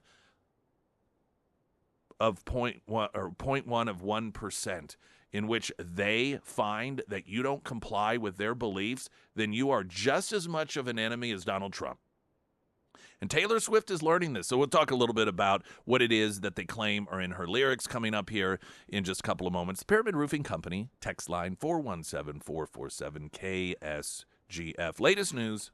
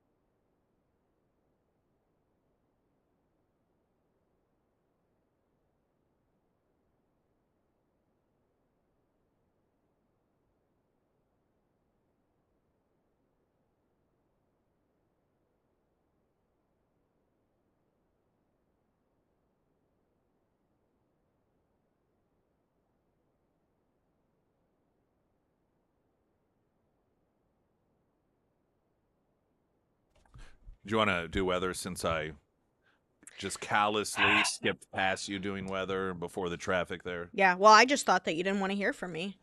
Well, it's not really relevant. The first alert forecast from Ozarks First meteorologist Tom Schmidt, sponsored by St. Clair of the Ozarks Home Improvements.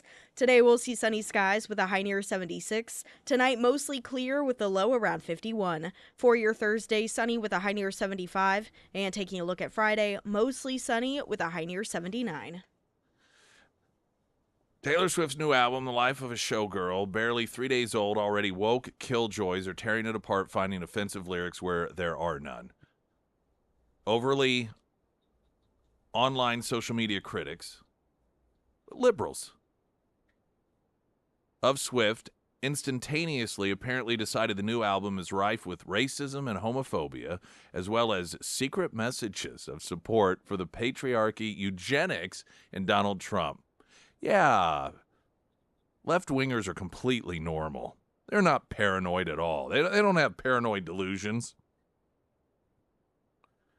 Forensics investigations have uncovered dog whistles by the left. Apparently, only woke detectives themselves are capable of hearing them, however. Either Swift is a covert alt-right influencer, or her young critics have been taught to see oppression everywhere, including where it quite clearly is not. Well, of course that's the case, among other problems. Every track on the album, which came out on Friday, has already been dissected for... This is what, by the way, this is what the left does. This is how their mind works. They are constantly on the search for people to destroy.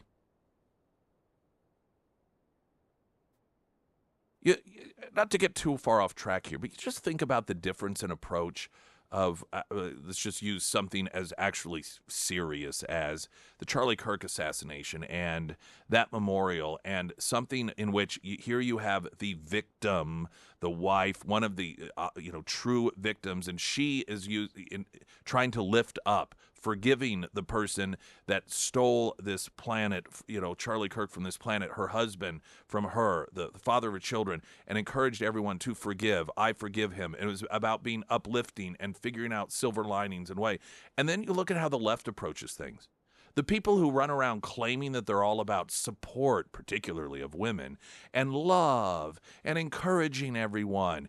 And every day they wake up on the lookout for what person can we destroy? Where can we find someone that is getting away with something, that is doing something that we don't approve, and then let's get out there and let's band together and let's destroy them. That is their life. And some of them don't even consciously do it. It has become instinct. So it isn't that they say, okay, here's Taylor Swift album, because many of these people are clearly, they're left-wing women, so they're going to be Taylor Swift fans, or at the very least, they're not going to hate her. So many of them, it's not that they deliberately set out to dissect the lyrics, but this is how their minds work. They hear something, whoa, wait, what was that? Oh, no, wait a minute, play that back. It's reminiscent of that era, which was a little bit before my time, in which you'd get these reports of, preachers and parents playing records backwards. And did you hear that? Did you hear what they said when you play it backwards and nobody else actually hears it? But they swear it's saying worship Satan and sacrifice your dog to the great Satan and, to do all of these horrible things. That's what the left has become today.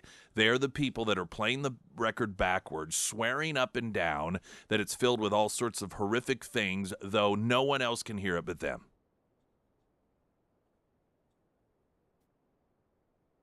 So she is being accused of the album offensive. For example, the track Opalite, I guess that's Opalite, has been dubbed everything from high key, a white supremacist anthem, to low key homophobia, and a cryptic declaration that Swift is a lily white queen. Canceled, apparently another song has been dragged for supposedly being pro-MAGA, despite Swift's consistent Democrat political record.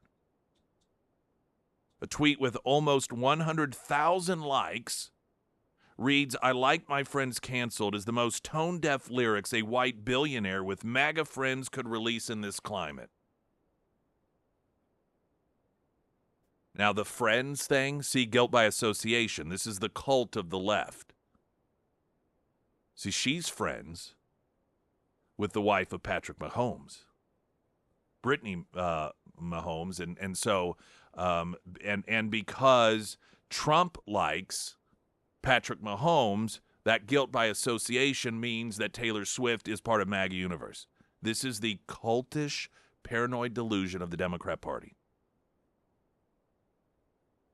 The piece continues to note that Taylor Swift has been dragged for maintaining a friendship with Brittany Mahomes, wife of NFL star Patrick Mahomes, who controversially liked an Instagram post about the 2024 GOP platform.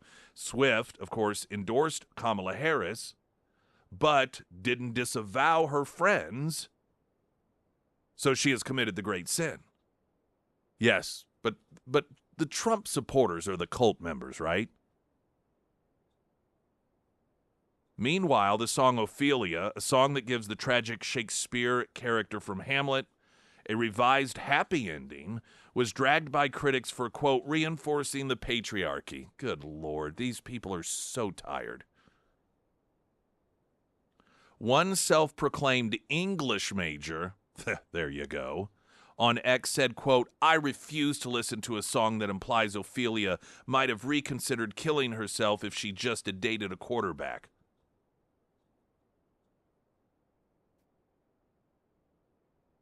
These women are the same women that get online and can't understand why they can't find a man.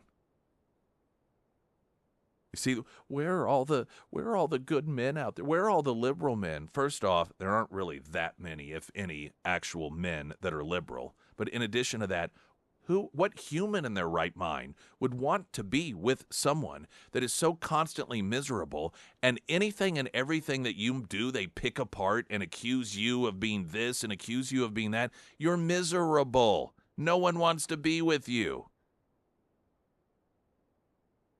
In Taylor Swift's song Wish List, Swift says she wants to have a couple of kids and get, quote, the whole block looking like you. Some went as far to suggest this is an allusion to eugenics. One TikToker claimed to see a subtext, which she read as, quote, I want to have your white babies, and I actually want our entire neighborhood to be racially homogeneous. Now Taylor's calling y'all childless cat ladies because she's about to pop out some kids. Let's see. Let's trying to find some of the other. Another fan turned critic pointed. I think I saw this one. Even the way these people talk. Who is the most egregious? Who is the most insufferable category of people in the world? Leftist women. Liberal women, and this whole thing just proves it. These are all liberal women. And some of the thing is, some of them are actually liberal women tend to, rightfully so. They've earned the reputation of not really caring about their looks.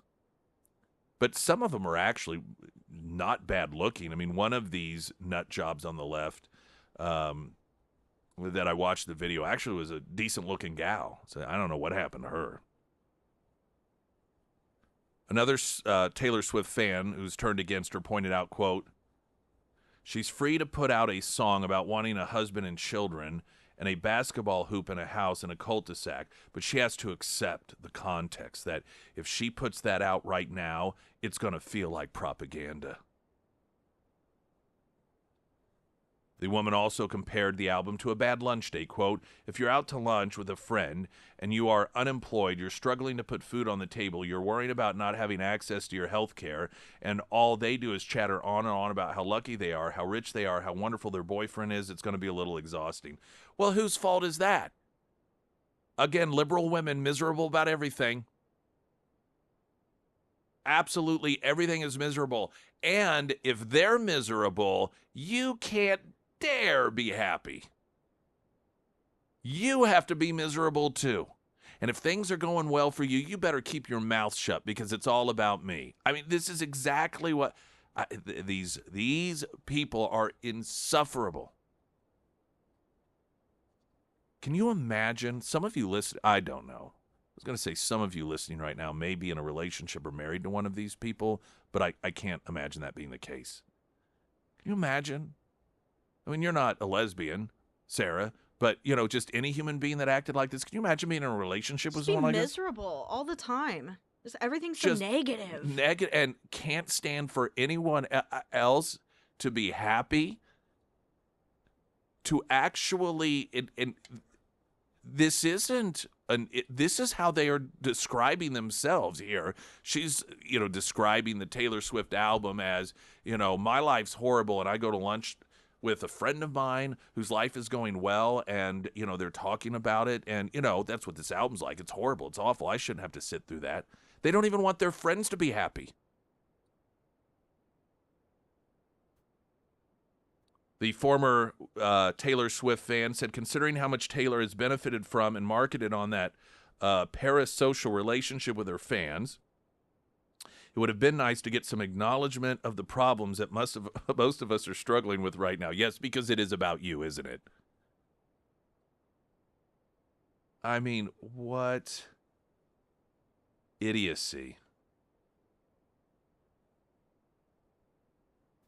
Now, I don't know if this will be insightful to Taylor Swift or other people who have maybe not necessarily become part of the massive cult of the left, but you have some of these ideals that are in line with what the leftists proclaim they stand for. And I think Taylor Swift, I mean, she has, this is a woman who has been very vocal in trying to use her voice to in the last election, make Kamala Harris president of the United States.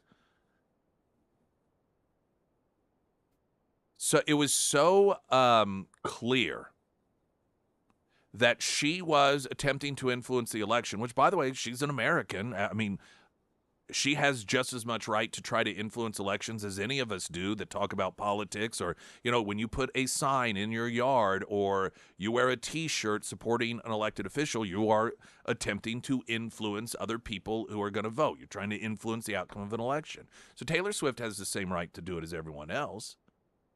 And she did it to the point that whenever Americans, some were annoyed at seeing her be the focus of attention for every NFL game after she started dating Travis Kelce, the assumption was that people were actually, it was MAGA America, that Trump hated her, and so his supporters hated her because she was for Kamala Harris. So it's been very, very clear. She has utilized her clout and her popularity to try and get Democrats elected. And that's not the first election that she's weighed in on. But what this should be a lesson to all of you people who might be sort of thinking, maybe I like the left, maybe I think like them, or you think that they're open-minded individuals. Look how quickly they turn. It does not matter how much effort you put into the cause. It does not matter how many resources you put into the cause. It does not matter. You can spend your entire life, if the last second of your life, they get even a whiff of you not being 100% compliant, they will turn against you so fast. And that's what we're watching here with some of these left-wingers and Taylor Swift. Didn't make a bit of difference how much she has done for them. And because the left is hysterical and emotionally unhinged, there is no ability to have measured response. even if they're paranoid delusions that Taylor Swift is secretly sending Nazi signals and pro-MAGA signals to her listeners, trying to brainwash them into supporting Donald Trump, even if your paranoid delusions were true, this non-measured response of go from "you're the most wonderful thing in the world, thank you," to "you're an enemy and we must destroy you." That is the behavior of the left. And it's that instinct. That's why they turn violent. So because there's no measured response. Taylor Swift at this point is getting off lucky. She, at least at this point, doesn't have any of these people trying to kill her that we know of. Because that increasingly is how the left behaves whenever somebody they see pops up that isn't part of the cult. And even with Taylor Swift, see, every offense is the worst offense in the world. They've gone so far as to accuse her of spreading Nazi propaganda.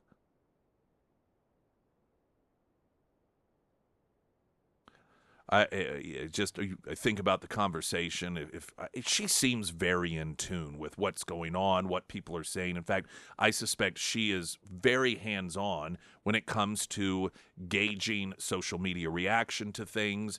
And this, I wonder what, I could just see the conversations with her and Travis Kelce, where she's like, what are these people talking about? How much more of a leftist can I be here? I'm out there, I'm doing everything I can to use my influence to get Democrats elected, and this is what I get for it? Yep, that is what you get for it. Springfield's Talk 1041, I'm Nick Reed.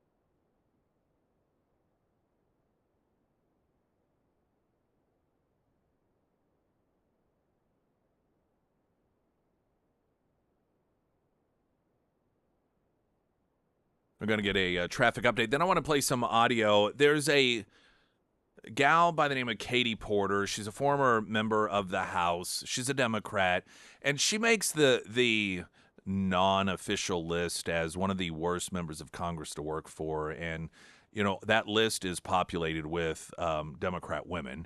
Incidentally, to make the point that we've made over and over again, liberal women are the most insufferable category of human being that walk the United States ground in this particular era. And it's the people who work for him. We heard this about Cori Bush. We heard it about Carol Moseley Braun. We hear it about Jasmine Crockett. And Katie Porter was another one of the individuals that staffers talk about. She's just horrible, treats people horribly. She's running for the governorship of California. And she sat down with a CBS reporter in Sacramento and demonstrated what many would say is her normal behind-the-scenes behavior with the reporter. I want to play that audio. It's, again, another liberal woman, full display and a symbol of the hysterical, unhinged nature of what the Democrat Party has become in the United States 2025.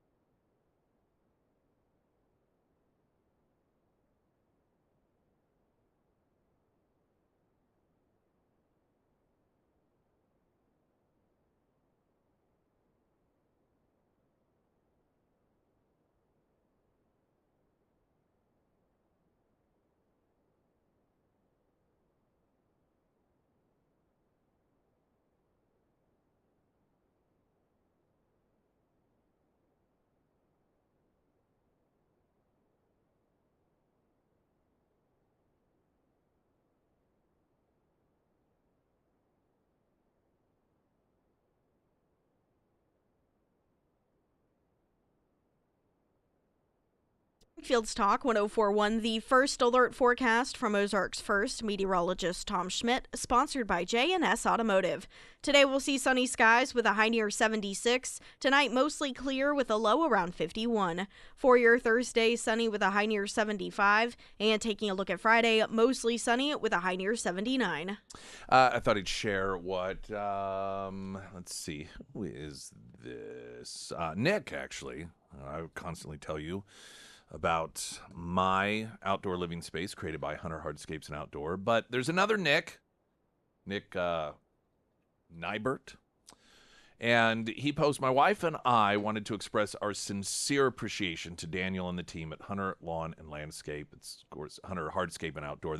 There was a name change some time ago, just about a year or so ago, from Hunter Lawn and Landscape to Hunter Hardscape and Outdoor. That's why that name is different there. Picking up, the team was personal, professional, and provided us a wonderful setting for our new greenhouse. The stone retaining wall, outdoor water outlets, 400 feet of underground water lines, site prep and cleanup were a work of art, and their entire team's workmanship and customer service were simply outstanding. Daniel was extremely helpful in seeing the vision and sharing how the stone accent for our Yoder-built greenhouse would become a part of a beautiful complement to our home and landscape. Let Daniel and his team partner with you to help make your project dreams come true. Nick and Melanie, before and after pictures to come. And you can see, again, my project that I had done. Doesn't sound like it's as extensive as theirs. Point being is they can do something. If you see my project that they completed, go to my Facebook page, Nick Reed. That is, accommodating for what we need. It's a nice patio area, has a fire pit, a lot of, square footage to sit around. Also an area for my Traeger smoker was something that I wanted, and they accommodated that. Or if you're looking for something that accommodates a greenhouse and you're dealing with 400 feet of underground drainage and just, something that is massively comprehensive that you might see at a resort, they can do that as well. Hunter Hardscapes and Outdoor, you can find them at hunterhardscapes.com. Also Nick's endorsements at ksgf.com. Katie Porter was known as, when she was in the House of Representatives, one of the worst members of Congress to work with. And that unofficial list, I believe, is all, if not the vast majority of them, are Democrat women. They're just mean and nasty. She is running for the governorship of California. Now, California doesn't do things the way a lot of states do. They have sort of a rigged system to make sure that Democrats always win. Instead of having the different parties with primaries, and then in the end, you have a Republican facing off against a Democrat, maybe an independent, they let everybody run and the top two vote getter against one another. And the reason this is done is because when you're talking about statewide elections in California, there are so many Democrats there that virtually every time the top two vote getters are Democrats. And so in the end, Republicans have no choice and independent voters have no choice.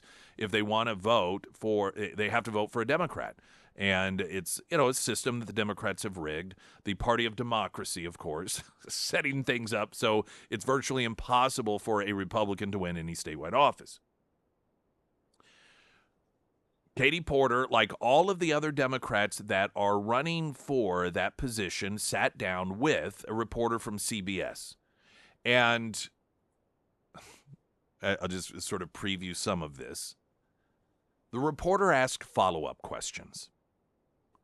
This is not something Democrats are used to with the media. Democrats ask a question, oftentimes a softball question by mainstream media. They are allowed to give their answer, and it doesn't really matter what the answer is. There is no follow-up question. Well, this reporter actually did a reporter's job and asked follow-up questions. This is not something that Katie Porter cared for. So here is the exchange, which the visual of it's a little bit awkward, as well as the audio with the Sacramento CBS affiliate and Katie Porter. What do you say to the 40% of California voters who you'll need in order to win, who voted for Trump? How would I need them in order to win? Well, unless you think you're going to get 60% of the vote. You think you'll get 60%. Everybody who did not vote for Trump will vote for you. That's what you're saying. In a general election? Yes. If it is me versus a Republican, I think that I will win the people who did not vote for Trump. What if it's you versus another Democrat? I don't intend that to be the case. So how do you not intend that to be the case? Are you going to ask them not to run? No, I'm saying I'm going to build the support. I have the support already in terms of name recognition. And so I'm going to do the very best I can to make sure that we get through this primary in a really strong position. But let me be clear with you. I represented Orange County. I represented a purple area. I have stood on my own 2 feet and won Republican votes before. That's not something every candidate in this race can say. If you're from a deep blue area, if you're from LA or you're from Oakland, you don't have an experience. But you just said you don't need those Trump voters. Voted for Trump. Oh, I'm happy to say that. It's the do you need them to win part that I don't understand. I'm happy to answer the question as you have it written, and I'll answer it. And we've also asked the other candidates, do you think you need any of those 40% of California voters to win? And you're saying, no, you don't. No, I'm saying I'm going to try to win every vote I can. And what I'm saying to you is that... Well, to those voters. Okay, so you... I don't want to keep doing this. I'm going to call it. Thank you. You're not going to do the interview with us? Nope, not like this. I'm not. Not with 7 follow-ups to every single question you ask. Every other candidate has answered. I don't care. I don't care. I want to have a pleasant, positive conversation in which you ask me about every issue on this list. And if every question you're going to make up a follow-up question, then we're never going to get there. Ms. And Porter, we're just going to circle around. I am an investigative I have never reporter. had to do this before, ever. You've never had to have a conversation with a reporter? Okay, but every other candidate has done this. What part of I'm me? I'm running for governor because I'm a leader. So I am going to make... So you're not going to answer questions from reporters? Okay, why don't we go through? I will continue to ask follow-up questions because that's my job as a journalist, but I will go through and ask these, and if you don't want to answer, you don't want to answer. So nearly every legislative... I don't want to have an unhappy experience with you, and I don't want this all on camera. I don't want to have an unhappy experience with you either. I would love to continue to ask these questions so that we can show our viewers what every candidate feels about every one of these issues that they care about. And she's a nut. Can you? Why would anyone even? I get it. You're young and you're a Democrat, and you get offered an internship or an opportunity to work for a member of Congress. Why would anyone work for somebody so horrible and deranged? The reporter, incidentally, here wasn't asking questions to try to nail her down on something that she was necessarily being evasive on. It's just she was giving incoherent answers. So, for example, because of the way that their system works, again, in all likelihood, when it comes to the general election, the two options for the voters are going to be two Democrats because they don't do primaries the way that a lot of states do. They just let everyone run, and then the top two vote getters are the candidates in the general election. And generally speaking, because of California's rigged system, it's two Democrats. And so she had asked, the question about running against other Democrats, and Katie Porter's answer there was like, well, I don't intend for that to be the case. And so the reporter, not to try to nail her down for being evasive, but well, how do you intend on doing that? Are you going to ask them not to run, presuming that, the other candidate will be a Democrat? So the answers don't make sense. Well, I don't want to, this is too adversarial. I don't want to do this. What a nut. This is a woman that was elected by Democrats to Congress. And I'm telling you, she is not an exception when it comes to elected female Democrats. This is why, again, that unofficial list of the most insufferable and horrible people to work for in Washington, D.C. are elected Democrat women. And their turnover, her office, I think, was listed as having the highest turnover rate of any member of Congress during her period of time there.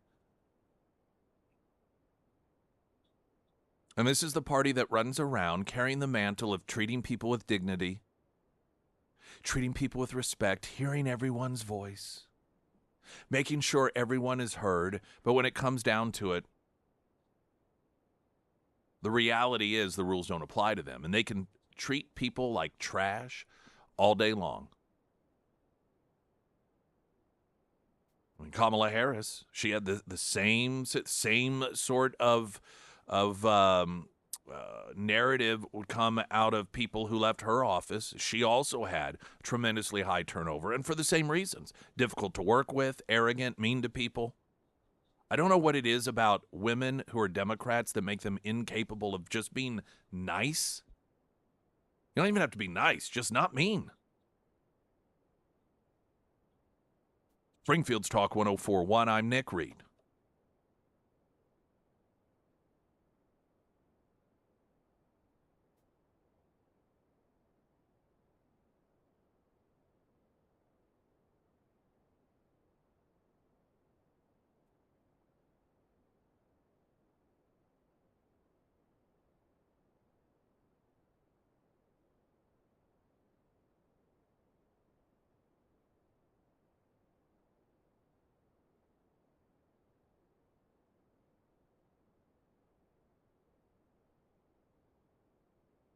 Sarah Myers. Thank you. The Pyramid Roofing Company, we had severe storms roll through the listening area a couple weeks ago now, and if you have storm damage, I also recommend that you do a roof inspection just to make sure that your roof is ready as we head into the cooler weather. And the Pyramid team, they offer free roof inspections where they are very, very thorough. They take tons of photos and videos so you can see exactly what they see, and then they come up with the best solution for you and your home. And sometimes that doesn't mean a whole new roof, maybe just a simple roof repair. The Pyramid team, they also work with you through that insurance process without making you sign anything. And I like to mention that because not all roofing companies operate that way. So if you have storm damage or you just want to get peace of mind, I highly recommend scheduling that free roof inspection with Josh and his team today. Now you can find all of the contact information for the Pyramid Roofing Company under the Sarah's Endorsements tab at KSGF.com. There's a story, just the news. Pennsylvania Governor Shapiro, this is the Jewish governor that Kamala Harris would not pick as her running mate because he was Jewish, but many believe he is planning to run for the presidency, which I just cannot wait for that. A Jewish person running as a Democrat. Talk about being out of tune with the base of your party. This would have been similar to a black person running for any elected office in, a Democrat state during Civil War Reconstruction. Not going to happen. Nonetheless, because he plans on running for the presidency, he has called out the Virginia Attorney General candidate Jay Jones for reprehensible and inexcusable behavior regarding the text messages that he was, he called fantasizing about assassinating Republicans, fantasizing about their children being killed, saying that he believed if more police officers were murdered, that would be good because it would lead to less shootings of criminals. This is the Democrats' choice for Attorney General of Virginia, if he wins. I mean, the people of Virginia are going to decide overall. So Shapiro, according to Manuel Bonder, the governor's campaign spokesperson, said, quote, Governor Shapiro has been loud and clear that leaders need to speak and act with moral clarity and stand up against the hatred, the dangerous rhetoric, and the political violence gripping our country. When it comes to Jones, he has said that, much of this is through the spokesperson. Violence and calls for it are never acceptable in our political process, no matter who they are coming from or who they are targeting. His spokesperson also noted that Jones's rhetoric is reprehensible and excusable, period. Now, how meaningful is it really? I love, this is so atrocious and outrageous. I'm going to have my spokesperson tell you how I feel about it. But do you know what is missing from the spokesperson's declaration of how unacceptable this is for anyone to participate in such sort of rhetoric? You know what's missing from it? The call for him to withdraw from the race. I guess it's not that unacceptable after all. These people are so fake. They are so dishonest. When you say it's unacceptable, but then you don't then call on them to withdraw from the race, what you're saying is it's actually acceptable. If it were unacceptable, you would not accept it, which means you would say, no, this is how unacceptable works. This is unacceptable. You need to withdraw. Hence, unacceptable. We will not accept this. It doesn't work to say it's unacceptable, but then accept it. Like, this is who this guy is. All of this total empty BS, butt-covering, self-preservation of, this is absolutely, we can't have this sort of thing. There's no room in our country for this sort of rhetoric and this sort of call for violence. I don't care who it is. Oh, it's one of yours. So then you're saying that there's no room for that person in the campaign. Well, no, I didn't say that. When I said there wasn't room for that sort of thing, I didn't mean there wasn't room for that sort of thing. Just meant, Let's talk about something else for a while. Let's talk about Trump. How awful Donald Trump is. And then in Washington State, the political party, the great defenders of democracy, the Democrats, are embarking on a campaign of intimidation to stop people from gathering signatures regarding two ballot initiatives that would, there's IL 2601, strengthening communication between parents and schools and protecting fairness in girls' sports. So it's all about protecting girls in sports, making sure that girls are not second-class citizens and that guys aren't able to declare that they're girls and then girls be forced to take showers with them and lose competitions against them and so forth. And so you have a lot of parents in particular, but other citizens that want this to go on the ballot for the people to vote on. You know, that democracy thing. And what they're finding is that they're being subjected to violence. They're being subjected to acts of intimidation to stop them from gathering signatures. According to one of the reports, signature collectors have been physically harassed, threatened, surrounded by organized protesters. In one of the most disturbing incidents, a woman stole petition sheets and committed a hit and run as she was escaping in her vehicle. A bus driver in Vancouver, operating a taxpayer-funded vehicle, parked strategically to block visibility of an initiative table. At a Tumwater Middle School event, October 4th, a peaceful signature gatherer and speaker event turned chaotic when left-wing protesters became violent and threatening. Police and even fathers in the audience had to step in to protect a 16-year-old girl athlete who was speaking in support of the initiative. So the great defenders of democracy are out there using threats and intimidation to prevent people from even having the choice to vote on whether or not girls should be protected in Washington state.